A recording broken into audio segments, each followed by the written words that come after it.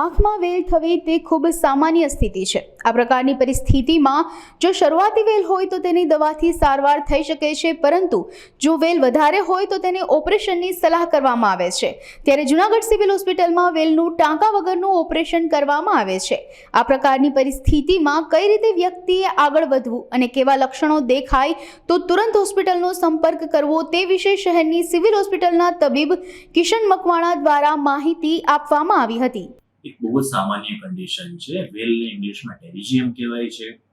વેલ શા માટે થતી હોય છે? તો વેલ છે એ મોટા ભાગે ધૂળ, ધુમાડો, તડકો, સૂરજના કિરણો, અલ્ટ્રાવાયોલેટ લાઇટ આ બધાના જે એક્સપોઝર થાય છે, જે તમારે દૈનિક કામકાજમાં જે લોકો તડકામાં કામ કરતા હોય છે, તે લોકોને ધૂળ ધુમાડામાં કામ કરવાનું હોય છે, જેને સૂરજની કિરણો વધારે લાગે છે, એને વેલ થતી હોય છે। વેલ એ એક પ્રકારની ચામડી છે કે જે આંખના વચ્ચેના ભાગમાંથી આંખની કીકી ઉપર આવતી હોય છે।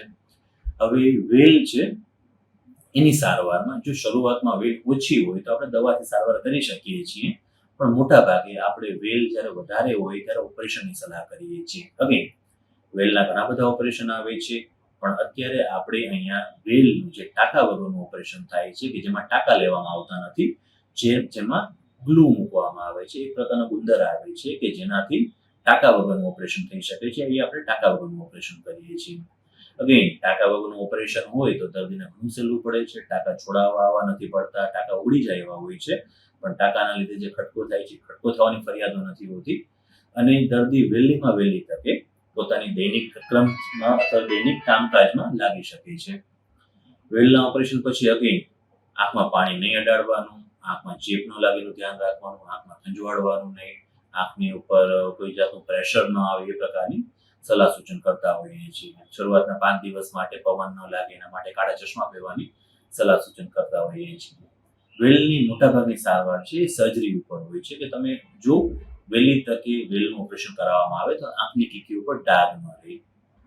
વેલ છે કોઈ પણ ઉંમરમાં થઈ શકે છે। મોટા ભાગે મિડલ એજના જે પુરુષો હોય છે, સ્ત્રીઓ કરતા પુરુષોમાં વધારે સામાન્ય છે, કારણ કે પુરુષો તડકામાં કામ વધારે કરતા હોય છે, ખેતી કામ કરતા હોય છે, વાહન ચલાવતા હોય છે, જે લોકોને તડકાનો એક્સપોઝર વધારે હોય, અલ્ટ્રાવાયોલેટ લાઇટનું એક્સપોઝર વધારે હોય છે, એ લોકોની વેલની ફરિયાદ વધારે હોય છે।